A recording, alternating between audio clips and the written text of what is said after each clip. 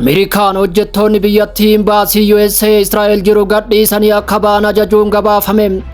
Kunis sodaa waraanaa cimaa dabalaa dhufeen akka ta'e beekameera. Iraan irraa haga Teel Aviv, Waashingten irraa haga Beejingitti hooggantoonni sagalee qara qabuun dubbachaa jiru. Doonii waraanaa ni socho'u, misaayiloonni afaan isaanii cufuun ija isaanii gara kaartaa Israa'elii fi buufataalee waraanaa USA'tti garagalchuun qophaa'anii dhaabbatu. Dippiloomaatonni ammallee haasaa itti fufuuf beellamanis loltoonni garuu qophaa'aniiru.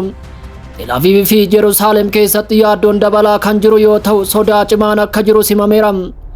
Muddama hammaachaa jiru keessatti Chaayinaa fi Raashiyaan akeekkachiisa boolla gadi fagoo qabu Ameerikaaf kennaniiru. Beejingi afaan dippiloomaasii irra tarkaanfachuun Ameerikaaf doorsisa cimaa kenniteetti. Dubbii himaan ministeera dhimma alaa Chaayinaa Maao Ningim Chaayinaan humna fayyadamuu yookiin doorsisa akka mormituu fi Iraan mirgaa fi dantaa seera qabeessa taasisaa jirtuuf deeggarsa akka kennitu dubbataniiru.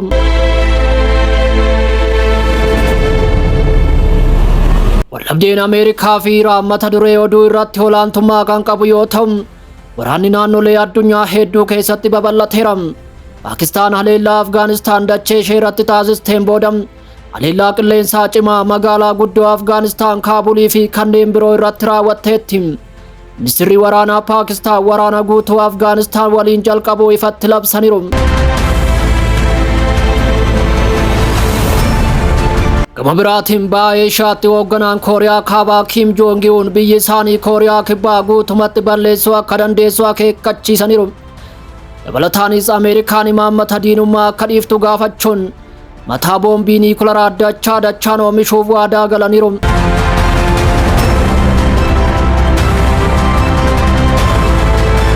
Ameerikaan hojjettoonni mootummaa balaa tasaan ta'anii fi maatiin isaanii fedhii isaaniitiin Israa'el irraa akka ba'an gaafattee jirti.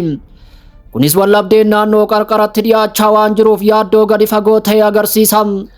Ibsa gabaabaa kanaan imbaasiin Ameerikaa Yerusaalem jiru ayyama qabuun ba'uu mirkaneessuun hojjettoonni fi firoottan yoo barbaadan akka ba'an ayyameera. Ibsi bal'aan kennamuu baatus yeroo kana keessatti gochi jecha caalaa sagalee guddaadhaan dubbatama. Tarkaanfii wal fakkaatu jalqaba torban kanaa hojjettoota imbaasii Ameerikaa Beeruut jiraniifis kennameera. Fedhiidhaan ba'uun ergaa cimaa kan dabarsu yoo ta'u Waashingten balaa dhufaa jiru argaa jirti.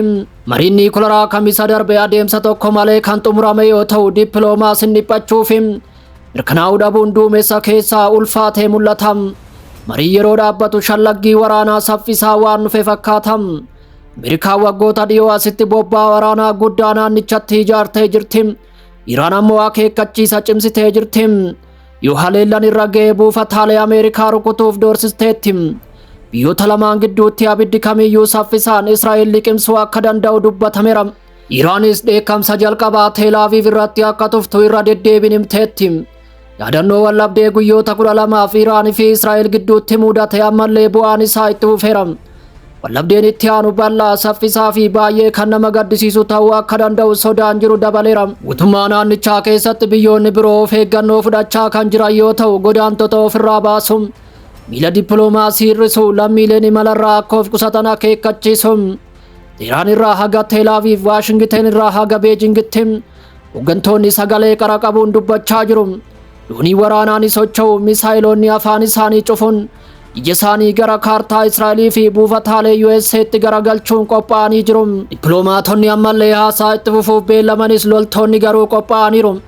Teel Aviv fi Yerusaalem keessatti yaaddoon dabalaa kan jiru yoo ta'u sodaa cimaan akka jiru himameera. Hoogganaan raayyaa ittisa biyyaa Israa'el Iyaal Zaamir waraanni haaraan Iraan waliin jalqabuuf jiru kamiyyuu Israa'el baasii hamaa akka baasisu dubbataniiru. Dhuunfattis hooggantoota siyaasaa akeekkachiisaniiru jechuun Pirees TV'n gabaaseera. Haleellaan misaayilaa gurguddaan dachee Israa'el irratti raawwatamu bu'aa laamsha'uu dinagdee akka fiduuf rukuttaa qindaa'aan Libaanos, Yamanii fi Iraaq irraa gara Israa'el dhufuu danda'us cabbii hamaa ta'uun onnee jeneraalota Israa'el qorrisiiseera. Muummichi ministeeraa Beniyaamin Netanyahuun Israa'el yeroo walxaxaa fi qormaanni hamaan akka ishee mudatu beekaniiru. Lammiileen Israa'el hedduu waraana bara darbee guyyoota 12 turerraa guutummaan guututti fayyine jedhameera. Namoonni dhibbaan lakkaa'aman lola ji'oota duraan baqatanii hafaniiru. Yeroo kanatti sagaleen xiyyaarota Ameerikaa haaraan dhaga'amuu fi dooniiwwan barbadeessitoota galaana Meeditiraaniyaa yoo seenan narvii tasgabbeessurra sodaa cimsaniiru. Iraan deebii kennuu kan cimsite yoo ta'u ministeerri dhimma alaa Iraan Abbaas Argaachii Iraan waraanan jalqabdu jechuun garuu yoo murteessaa ta'e ofirraa ittisti jedheera. Ministerichi ifatti haleellaan Ameerikaa kamiyyuu kan daangeffamellee akka gocha weeraraatti ilaalama jechuun akkasumas qondaalonni Iraan haleellaa bara darbee booda waan naannicha mudate yaadachiisuun dhukaasa misaayila baalaastikii buufata xiyyaaraa Al-Udeedaa Kwaataar irratti xiyyeeffate jajaniiru.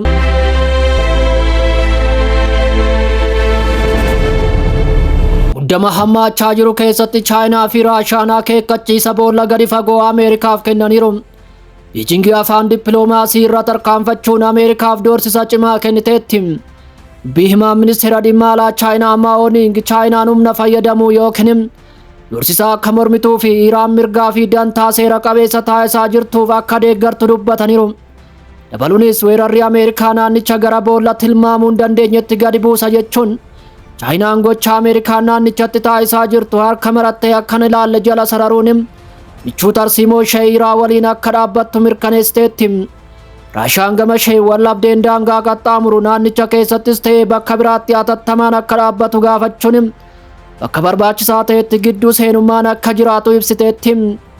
Humnoonni addunyaa of eeggannoodhaan ilaalaa jiru. Sababni isaas wanti galoo galaanaa irraa eegalu galoo galaanaa keessatti nafu. Wallabdeen Ameerikaa fi Iraan mata duree oduu irratti olaantummaa kan qabu yoo ta'u waraanni naannolee addunyaa hedduu keessattis babal'ateera. Paakistaan haleellaa Afgaanistaan dachee ishee irratti taasisteen booda haleellaa qilleensaa cimaa magaalaa guddoo Afgaanistaan Kaabulii fi kanneen biroo irratti raawwachuu ibsiteetti. Ministeerri waraanaa Paakistaan waraana guutuu Afgaanistaan waliin jalqabuu ifatti labsaniiru.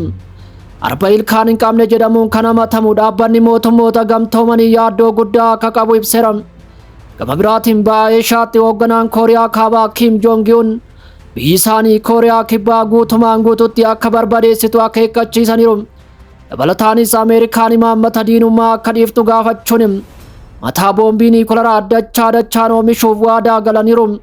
Kim Joong-un biyyi isaanii sodaatamtuu taatee akka jiraattuuf teknoolojii waraanaa ammayyaa daran babal'isuuf murteessaniiru.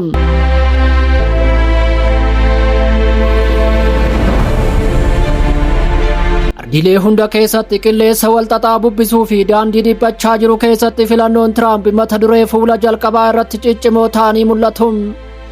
Xiinxaltoonni garuu waraana yeroo dheeraa itti fufuun qophii Ameerikaa akka dhiphisu akeekkachiisu. Haleellaan gabaabaa fi murtaa'aan injifannoo Iraan mirkaneessuu mala jechuunis hubachiisaniiru.